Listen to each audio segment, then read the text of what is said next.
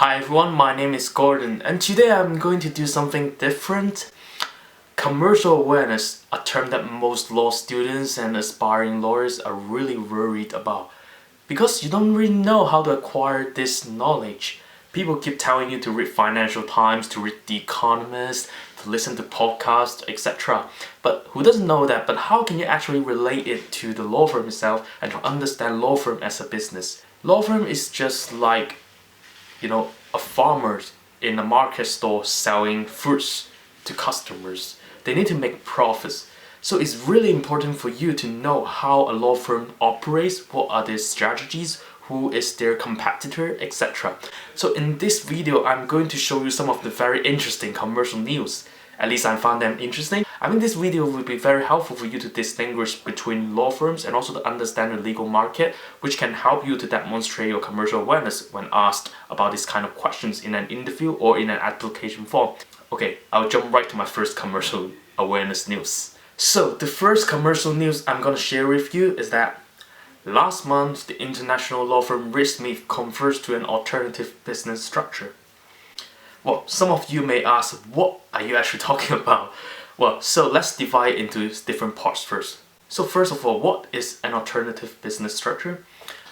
Well, historically speaking, law firms can only be owned and managed by legal professionals, aka partners. However, something has changed. The Legal Services Act 2007 has been introduced to liberalize the legal market in the UK. One very important change you should bear in mind is that it creates a new form of legal entity called the alternative business structure, what we call the ABS, which allows lawyers to own and even manage a law firm. It breaks the traditional partnership model. And this Legal Services Act has been seen as a deregulation of the legal profession because some outsiders who are non-lawyers can actually become the partners of a law firms. So how does it actually affect a law firm like Smith?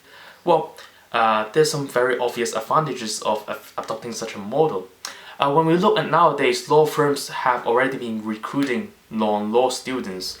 In their training contract vacation scheme, they encourage cognitively diverse people who study mathematics, who study music, who study business to join their law firm because they want the diversity. So the alternative business structure is created in furtherance of this goal as well. They could actually recruit other outsiders, non-legal professionals, expertise from other industries to join the partnership table, so that when it comes to solving legal problems for clients, they can actually bring other expertise like accountancy, consulting, business management, etc., so that they can provide added value to the clients. But it's still interesting to see how this model will work for an international law firm. Secondly, another important part of the Legal Services Act is that it also aims to promote competition among the legal industry.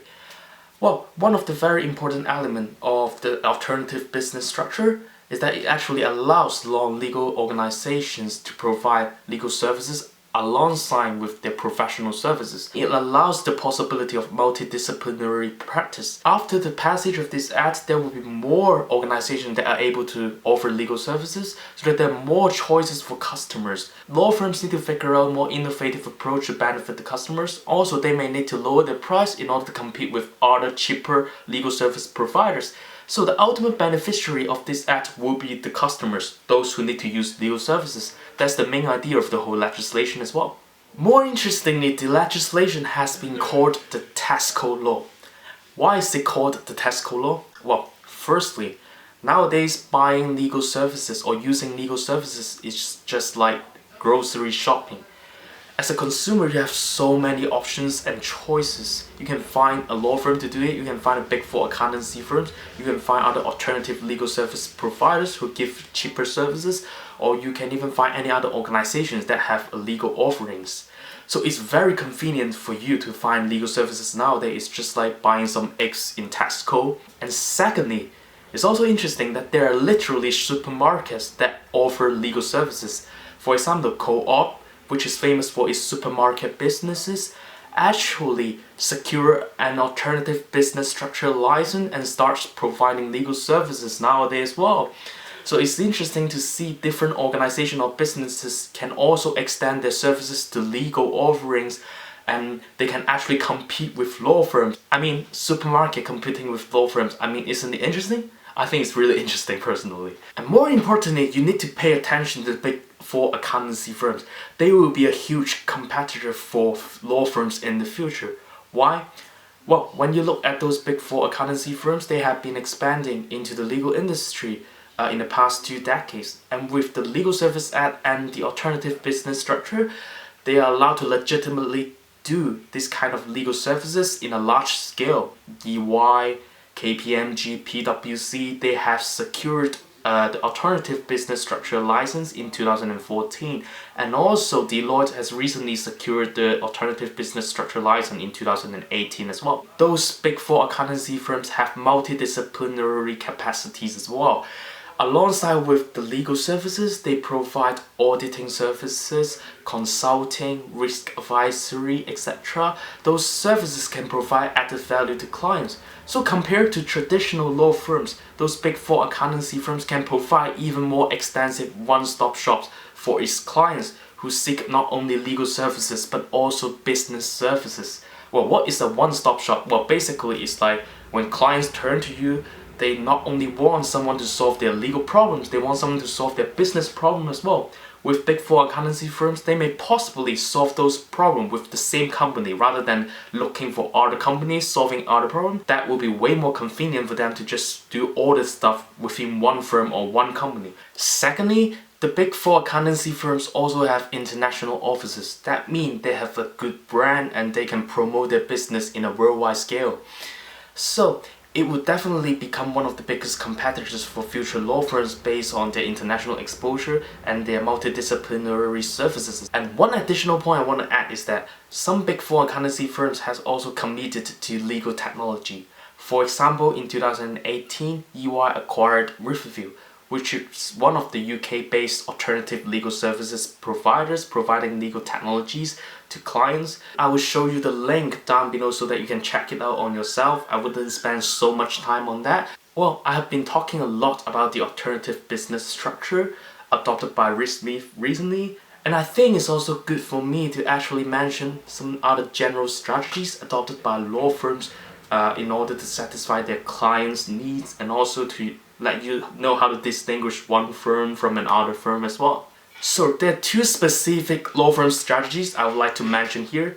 The first one is called the Swiss verein model. Well, what does that mean? Well, basically it's a business structure that is traditionally used under the Swiss Civil Code, and it basically means a loosely formed relationship or association between companies and businesses in different jurisdictions. Firms that adopt the Swiss verein models are Baker McKenzie, Norton Rose Fulbright, Dentons, DLA Pipers, Hogan Lovells, etc. The hallmark of the Swiss verein model is that most firms have international law firms across the globe in most key jurisdictions. It operates like a franchise. However, those offices operate separately and independently. They don't actually share profits, they don't actually share liability. However, there's some exceptions to this. For example, Baker McKenzie last year, they have combined the 8 offices across Europe and Middle East into one single profit pool. So the effect of this is that they could achieve a greater financial integration, so that to have a more integrated franchise across the world, they work more closely and more interrelated to each other, which is like a modified version of the Swiss verein model as well. Most firms that adopt the Swiss verein model, they are able to expand very quickly within a very short period of time by expanding offices in other jurisdictions. Well, so what's the benefit of actually adopting a Swiss verein model? Well, it actually closely relates to how the firm pitch their services to their clients. They will provide a one-stop shop for their sophisticated clients who have businesses in main jurisdictions across the world. Imagine if you're the clients and you have a transaction that involves so many jurisdictions. You don't want to find so many law firms to handle one single transaction. You want to find one single firm who is able to coordinate the laws in all the jurisdictions and how to solve the problem comprehensively at once. So this is why those international law firms that adopt a Swiss verein model can attract so many multinational clients because their businesses are so multi-jurisdictional that they need a firm that can provide a more comprehensive solution to them. So the second law firm strategy I would like to talk about is the best friends network. Basically, in UK, firms like Slaughter and May, Travers Smith and McFarlane's has been using this strategy for a while. And one of the key features of those firms is that they don't really have so many international offices, so they don't have the benefit of a Swiss verein model. However, as you know, those firms actually attract so many high-profile clients and transactions. How could they possibly do that? Well, firstly, you need to understand what a best friends network is. So those firms basically work very closely with a group of carefully selected leading law firms in different key jurisdictions. The rationale is this: the best legal advice may not necessarily be given by an overseas office of an international law firm. They believe that by cooperating with the best law firm in each jurisdiction, they will be able to provide the best legal advice to its clients. So in the pitching exercise, they will tell the client this: your transaction actually involves this jurisdiction, maybe in Hong Kong, UK or US. So right now in the UK, I'm the best legal advisor. I will cooperate with the best law firm in the US and also the best law firm in Asia, so that I will have the best legal team for you rather than other international law firms who may have other international offices, but those offices are not necessarily the best law firms in that jurisdiction. So this is actually how those law firms that adopt the best friends network could advise their client and attract clients. Well, but at the end of the day, there's no one single best approach or strategy for law firms to attract their clients. So different strategies will have their merits or their disadvantages. It really depends on the firm, and sometimes some firms actually use a more mixed approach, a combination of different approaches in order to attract clients. So basically, this is the first commercial news I would like to share with you guys. Well, I actually wanted to share 2 more commercial news, but I think it already took me ages to explain to you my first news. So I will probably put that in another video if you guys still enjoy watching them. So let me know whether you like this kind of video. And I always think that, as an applicant or as a law student, you really need to understand how law firms operate and how they actually adopt their strategy to attract clients. And you might one day become the partner of the firm and manage the firm. It will be good for you to actually understand how law firm operates and how to generate profits for the firm. Leave a comment to let me know whether you enjoy this kind of content and whether it is actually helpful for you. I've been working so hard on this video to be honest, because because I know this knowledge sometimes, but it's really difficult to articulate them in a simple manner. At least I try to articulate them in a simple manner so that you guys might understand. And subscribe to my channel, give me a like, and yeah, I'll see you guys next time. Bye.